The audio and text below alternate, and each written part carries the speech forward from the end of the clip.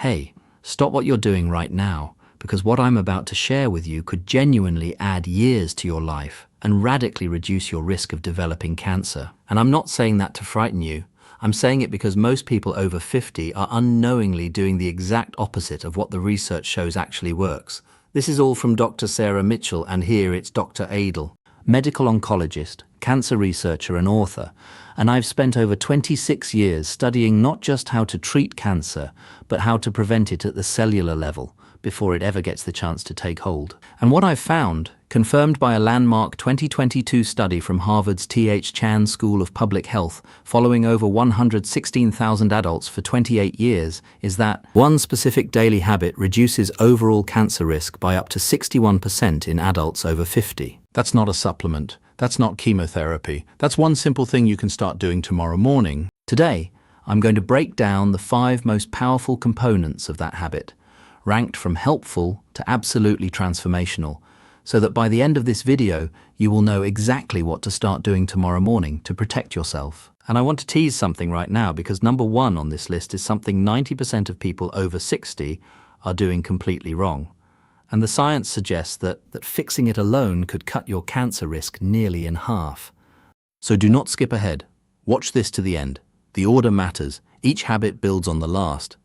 But before we dive in, I want to ask you something personally. Leave a comment below telling me your age. And this, has a doctor ever sat down with you and talked about cancer prevention, not just detection? I read every single comment on this channel, and your answers genuinely shape what I cover next. Take 10 seconds and share. Now let's get into it, starting at number 5. Number 5 is something almost everyone dismisses as too simple to be serious. And that dismissal may be quietly costing people their lives. I'm talking about morning hydration, specifically drinking 16 to 20 ounces of cold or room temperature, filtered water first thing in the morning, before coffee, before food, before you look at your phone. Now, before you roll your eyes, hear me out, because the mechanism behind this is fascinating and deeply relevant to how cancer develops in an aging body. After the age of 55, something called interoceptive thirst sensitivity declines. That's simply a medical way of saying your brain gets worse at telling you when you're thirsty. A 2019 study from the University of Barcelona found that adults over 60 are chronically operating at 8 to 12% below optimal cellular hydration without ever feeling thirsty. Now, why does that matter for cancer? Because your lymphatic system, think of it like your body's internal garbage truck, collecting cellular waste and damaged DNA fragments, and runs almost entirely on water. When you're dehydrated, that garbage truck slows down. Damaged cells accumulate, inflammation rises, and chronic low-grade inflammation is now understood to be one of the primary drivers of cancer initiation, particularly colorectal, bladder, and kidney cancers. The Harvard Nurses' Health study found that women who drank more than 5 glasses of water daily had a 45% lower risk of colon cancer compared to those who drank 2 or fewer. That is remarkable for something that costs absolutely nothing. Hydration also supports what researchers call autophagy, your cell's self-cleaning process. Think of autophagy like a quality control inspector inside each cell, breaking down damaged components before they can mutate. After 65, autophagy efficiency drops by about 30%. But proper hydration has been shown to partially restore that function. Here's how to do it right. Keep a 20-ounce glass of filtered water on your nightstand. The moment your feet hit the floor, drink all of it before anything else. Add a squeeze of fresh lemon if you like, because the D-limonene in lemon peel has its own anti-tumor properties we'll touch on later. Synergy tip for number 5. Pair your morning hydration with 10 minutes of light movement, even just walking around the house, because movement stimulates lymphatic flow and compounds the cellular cleansing effect by up to 40%, according to research from the Karolinska Institute in Sweden. The combination is far more powerful than either alone. That's number 5, and it's the foundation. But what you layer on top of it at breakfast could be even more powerful. Let's talk about number 4. Number 4 is a food that has been eaten for thousands of years across the world's longest living populations, dismissed for decades by Western medicine, and is now the subject of over 1,200 peer-reviewed studies on cancer prevention. I'm talking about fermented foods, specifically naturally fermented options like plain yogurt, kefir, kimchi, sauerkraut, and miso. In 2021, a groundbreaking study from Stanford University School of Medicine, published in the journal Cell, found that adults who consumed high fermented food diets showed dramatically increased microbiome diversity and a measurable decrease in 19 specific inflammatory proteins, several of which are directly associated with cancer progression. But here's what makes this especially critical for people over 50. After the age of 60, something called intestinal permeability increases. Your gut lining literally becomes more porous, a condition sometimes called leaky gut. This allows bacterial toxins to enter your bloodstream, triggering systemic inflammation that can act like fertilizer for precancerous cells. Think of it like leaving the front door of your house wide open in a dangerous neighborhood. Everything gets in. I had a patient, Sandra, 64 years old, from Austin, Texas, who came to me with chronically elevated inflammatory markers and a strong family history of colorectal cancer. Her diet was actually quite healthy in most respects, but she had 0 fermented foods. We added 2 servings daily, morning kefir and a small side of sauerkraut at lunch. Within 90 days, her C-reactive protein levels, a key inflammation marker, dropped by 38%. Her gastroenterologist was floored. She told me it was the first time in years she'd felt truly like herself. The mechanism works through something called short-chain fatty acids, particularly butyrate, which is produced when beneficial gut bacteria ferment fiber. Butyrate literally signals precancerous cells in the colon to undergo apoptosis, meaning it tells them to die before they can cause harm. Think of butyrate like a security guard who quietly escorts the troublemakers out before any damage is done. Aim for 1 to 2 servings of naturally fermented food per day, not pasteurized, because the heating process kills the live cultures you need. Look for the words live and active cultures on the label. Synergy tip for number 4. Pair your fermented foods with prebiotic-rich foods, things like garlic, leeks, or slightly underripe bananas, because prebiotics feed the beneficial bacteria the fermented foods introduce, compounding the protective effect dramatically. Number 4 is powerful, but number 3 is where the science gets truly extraordinary. And if you're finding this valuable so far, this is a good moment to hit that subscribe button and give this video a like. I release evidence-based cancer prevention content every single week, and your support is what makes that possible. Number 3 is something you've almost certainly heard of, but I promise you haven't heard it explained like this, and you almost certainly aren't doing it in the way that actually triggers its cancer preventive effects.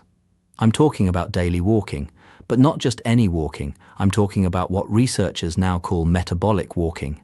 And the difference between regular strolling and metabolic walking could literally be the difference between feeding cancer and starving it. Here's the science.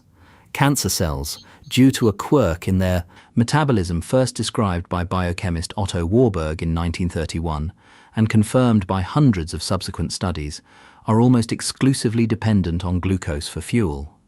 They are actually quite poor at using oxygen for energy.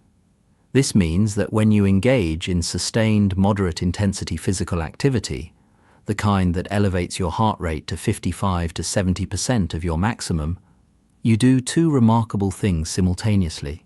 You deplete circulating glucose, starving cancer cells of their preferred fuel, and you flood your tissues with oxygenated blood, creating an environment that is actively hostile to cancer cell survival. A 2020 meta-analysis from the American Cancer Society reviewed data from 1.4 million adults and found that regular, moderate physical activity was associated with a 42% reduction in colon cancer risk, a 38% reduction in breast cancer risk, and a 27% reduction in lung cancer risk, even in non-smokers. These are extraordinary numbers for something that requires no prescription. After the age of 65, your mitochondria, the tiny power generators inside your cells, decline in both number and efficiency by up to 35%.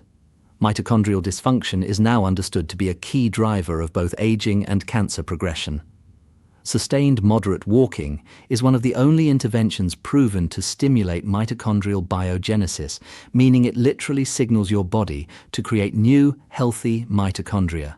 Think of it like getting a brand new fleet of power generators installed in every cell in your body. Metabolic walking means 30 to 45 minutes of continuous walking at a pace where you can still hold a conversation but would find it slightly difficult to sing.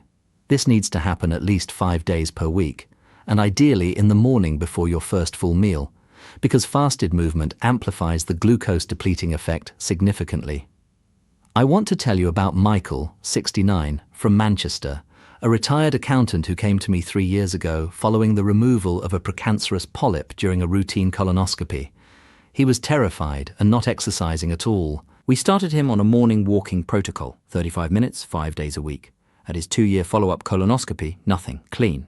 His gastroenterologist specifically noted his dramatically improved inflammatory markers and called his progress exceptional. Michael told me, "Walking feels like the best medicine I've ever taken." He was right, it literally is.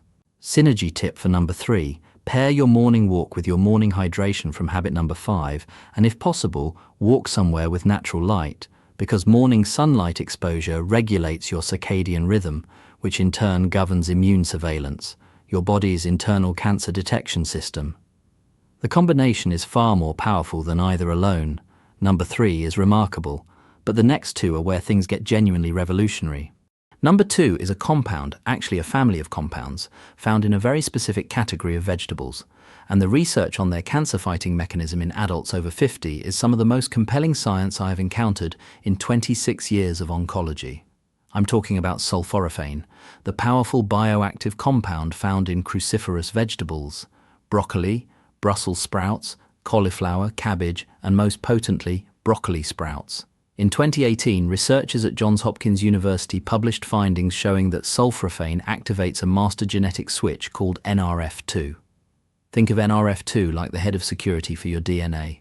When activated, it triggers over 200 protective genes simultaneously. Genes involved in detoxification, antioxidant defense, and critically, the repair of damaged DNA before it can mutate into cancer. And here's the aging-specific tragedy that makes this so urgent. NRF2 activity declines by approximately 40% between the ages of 50 and 70. Your DNA repair system is quietly shutting down. Sulforaphane essentially wakes it back up. A landmark study from the University of Illinois found that regular consumption of sulforaphane-rich foods was associated with a 52% reduction in bladder cancer risk and a 41% reduction in prostate cancer incidence. And perhaps most remarkably, research from the Roswell Park Comprehensive Cancer Center found that sulforaphane actually targets cancer stem cells, the particularly dangerous cells that conventional chemotherapy often fails to eliminate and that are responsible for cancer recurrence.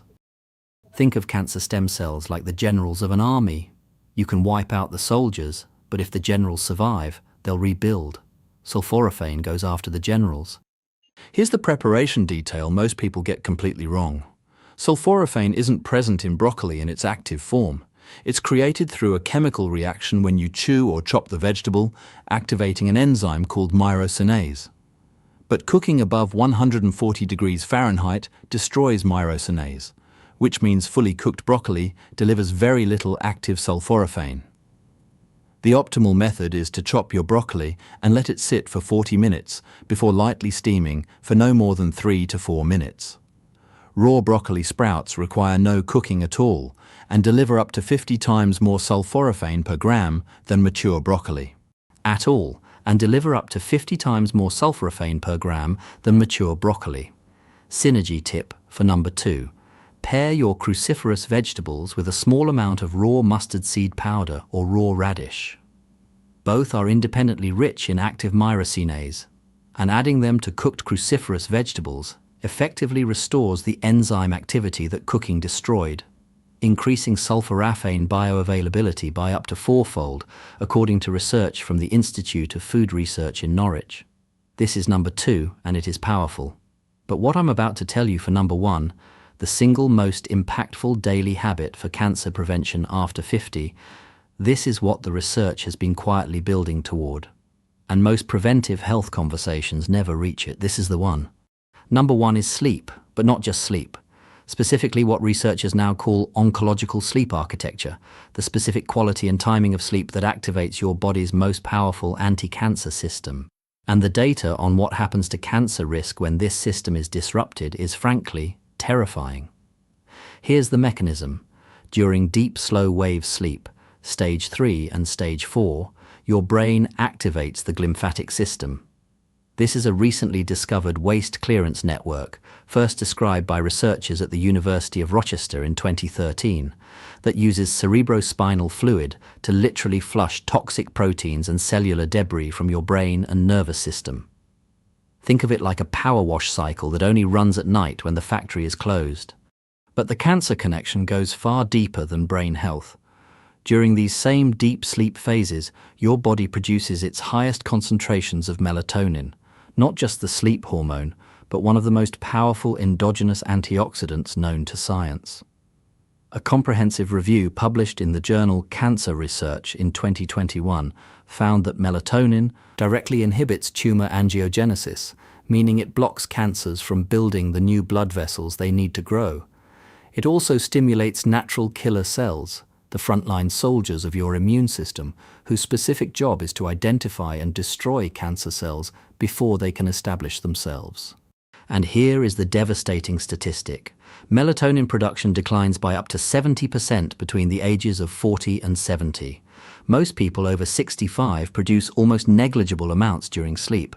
Your most powerful internal anti-cancer mechanism is running at a fraction of its capacity. A 2019 study from the International Agency for Research on Cancer classified night shift work, which chronically disrupts sleep architecture, as a probable human carcinogen, not a risk factor, a carcinogen, the same category as certain pesticides and industrial chemicals. That is how serious disrupted sleep is for cancer risk. I had a patient, Eleanor, 68 years old, from Dubai, a retired nurse who was sleeping only 5 to 6 hours a night and waking frequently. Her immune panel showed severely suppressed natural killer cell activity. We worked together on what I call a sleep recalibration protocol, a consistent 10 p.m. bedtime, complete darkness, room temperature lowered to 19 degrees Celsius, all screens off 90 minutes before bed, and a small glass of tart cherry juice at 8 p.m. for its natural melatonin precursors. Within 6 weeks, her sleep duration reached 7.5 hours consistently. At her 3-month follow-up, her natural killer cell count had increased by 47%.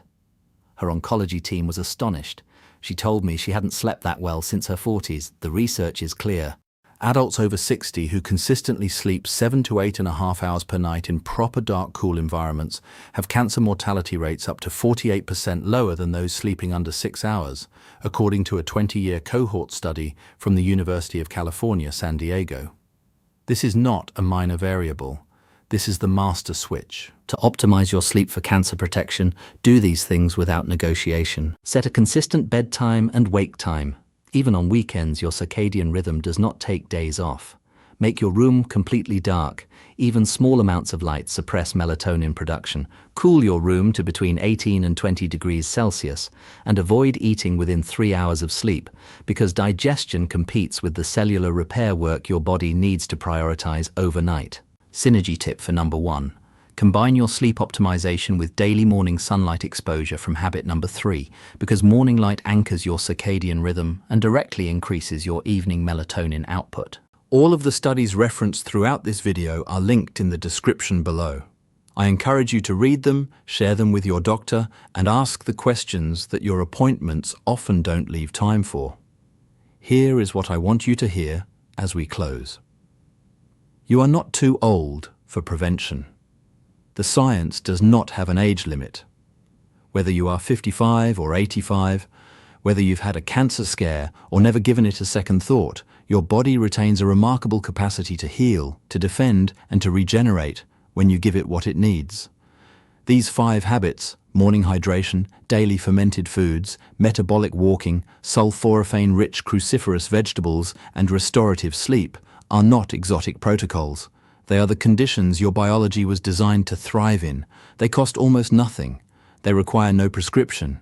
And every single morning, you get a fresh opportunity to begin. Your independence, your quality of life, your ability to be present for the people you love, that is worth a glass of water, a bowl of broccoli sprouts, and a bedtime. Don't let anyone tell you it's too late. The research says otherwise, and so do I. If this video helped you, please subscribe to this channel and share it with someone you care about. Every week, we go this deep into the science of cancer prevention, and your support makes that work possible. And now I want to hear from you. Which of these 5 habits are you starting first? And what has been your biggest barrier to getting quality sleep? Leave your answer in the comments. I read every single one.